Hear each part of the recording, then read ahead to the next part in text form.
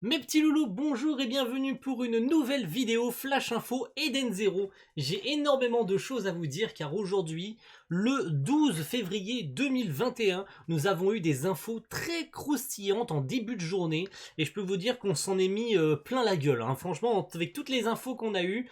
Et si vous n'êtes pas sur les réseaux sociaux, la vidéo, elle est faite pour ça, voilà. Donc on va commencer avec les infos qui sont tombées en premier, c'est-à-dire le nouveau visuel de l'animé. Oui, ça y est, vous savez que j'étais pas énormément fan du premier visuel de l'animé. Enfin, nous avons eu un nouveau visuel, je peux vous dire qu'il claque sa mère, vraiment. Là, on est à 10 000 lieues de ce qu'ils avaient déjà fait lors du premier visuel. Je trouve que tout est plus beau, voilà. Shiki est plus beau, Rebecca est plus belle, pardon, et Happy est aussi plus beau. Mais nous avons enfin les nouveaux personnages qui apparaissent enfin sous nos yeux ébahis, et c'est pour ça que la vidéo elle est là. Nous avons les personnages de Wise, Pino et Omura, mais plus encore sur le visuel nous avons aussi Erzi, et en fond nous apercevons également Mother, ainsi que tout en bas nous apercevons éventuellement, si vous l'avez reconnu, c'est la ville de Blue Garden. Et oui, voilà. Pour ceux qui n'ont pas reconnu Blue Garden, eh bien, il s'agit de Blue Garden. Ce visuel, il est extrêmement stylé, mais il donne aussi énormément d'indices sur éventuellement jusqu'où l'adaptation en animé pourrait aller. Pourquoi, comment, qu'est-ce qu'il en est? Eh bien, si vous n'avez pas remarqué, eh bien, il s'avérerait que la pose qu'Omura a sur cette affiche, il s'agirait d'une des pages d'un chapitre portant sur l'arc de Sun Jewel lorsque, je vous le rappelle, Omura a affronté avec Shiki l'espèce de monstre noir sur Sun Jewel dans la zone de travaux forcés. Donc, est-ce que la pose d'Omura sur cette affiche est là pour donner un indice sur jusqu'où l'anime va aller, c'est-à-dire qu'on peut approximativement maintenant là se faire une idée du nombre d'épisodes que cette saison, cet animé tout court pourrait avoir. Donc si on part de ce principe-là, et si c'est un foreshadowing à travers cette affiche, eh bien on peut partir du principe que l'animé fera approximativement plus de 24 épisodes.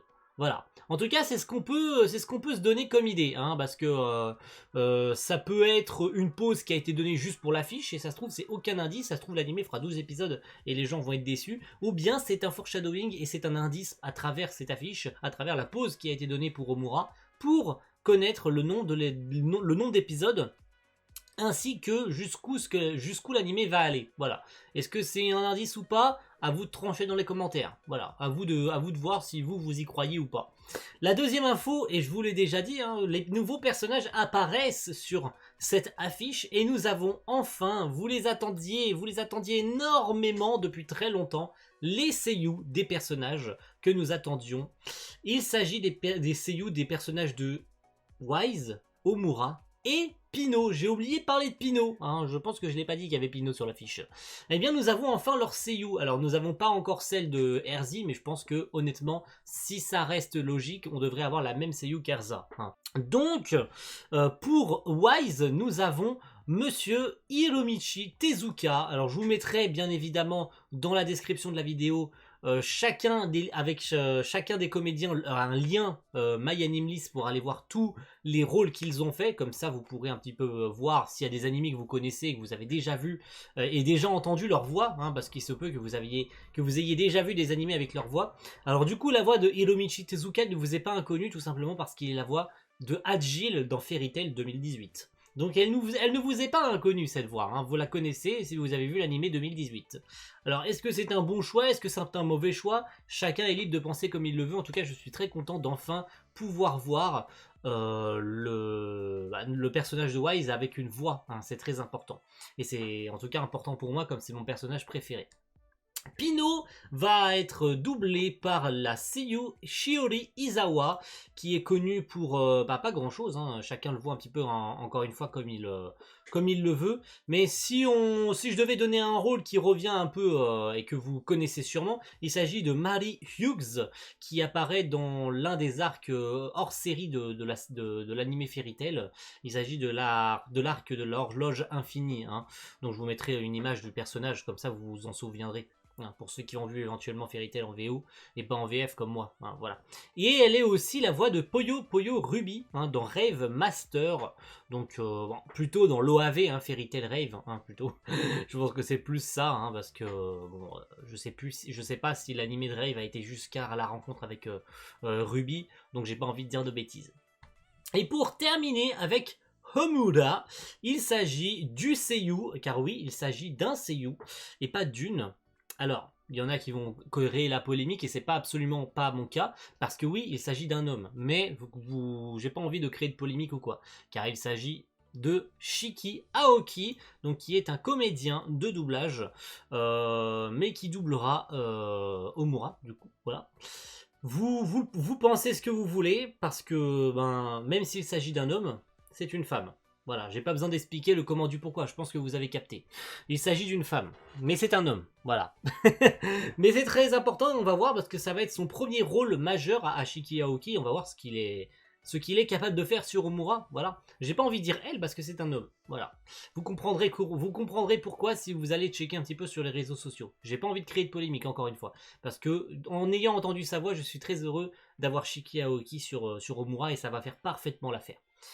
Et accompagné de ces comédiens de doublage, nous avons eu bien évidemment les caractères design des personnages. Bon, on les avait aperçus grâce à l'affiche, mais nous avons eu donc leur caractère design, donc celui de Wise, de Mura et bien sûr de Pino. Voilà, très intéressant, très fidèle encore une fois au manga d'Hiro Mashima. J'ai même envie de dire plus fidèle, j'ai même envie de dire que le Shiki et la Rebecca de cette deuxième affiche sont encore plus fidèles que la première. Vous voyez, hein, je commence enfin à m'y faire. Je commençais tout du moins à m'y faire. Et là, en voyant cette deuxième affiche, je me suis dit, mais en fait, elle explose littéralement la première, en fait. Genre, on est à des kilomètres en termes de design et en termes de dessin de ce qui a été fait sur la première. Alors, Sako Yurika a fait un boulot de dingue sur la première. Mais clairement, là, cette deuxième affiche, si elle est faite par Sako Yurika, sachez que waouh, c'est vraiment trop stylé. Trop stylé. Il n'y a rien à dire. C'est vraiment trop classe. Et la dernière information que je voulais vous faire parvenir avec cette vidéo, c'est notamment les personnages que, si vous vous en rappelez, hein, lors du live dédicace où Mashima dédicaçait et où on pouvait participer grâce à Pika Edition, on avait peut-être la chance d'obtenir une dédicace d'Hiro Mashima. Je pense que beaucoup ont été sur ce live pour checker un petit peu les personnages qui ont été demandés par les gens. Et bien, lors de ce live, il y a eu un concours lancé par Mashima où des gens pouvaient lancer et donner des personnages avec leur design, leur pouvoir, leur éther. Et une fois que Mashima aurait choisi, après un tirage au sort bien évidemment, ou un choix de l'auteur, je ne sais pas si c'est lui qui les a choisis ou est-ce que ça a été fait par tirage au hasard.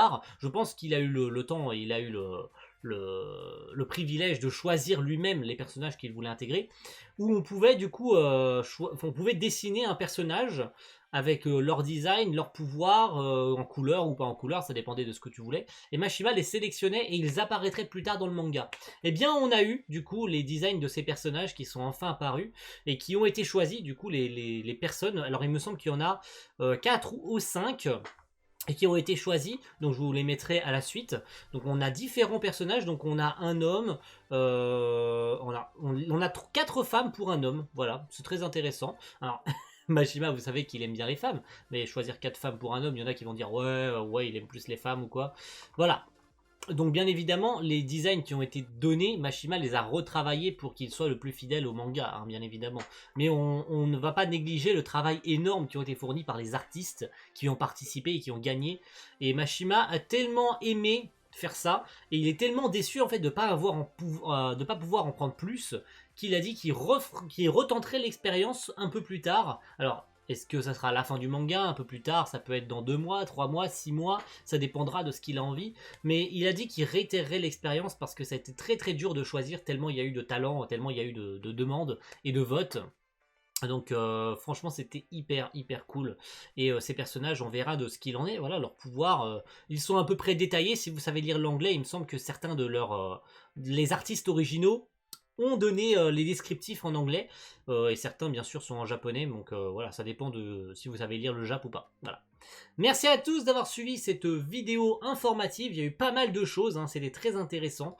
Donc je pense qu'éventuellement on pourrait avoir d'ici peu, car on est, je vous le rappelle, à moins de 2 mois de la diffusion de l'anime. Ça sera diffusé bien évidemment sur NTV, donc Nippon TV, le 10 avril à minuit 55, donc je ne sais pas encore quand est-ce que ça sera en France, parce qu'il n'y a pas encore officiellement de plateformes françaises qui ont acheté la licence.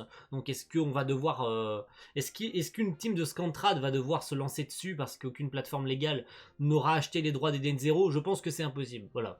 Merci à tous d'avoir suivi cette vidéo, et on va se retrouver très vite pour de nouvelles informations sur Eden Zero. A plus tout le monde. Ciao. Bye.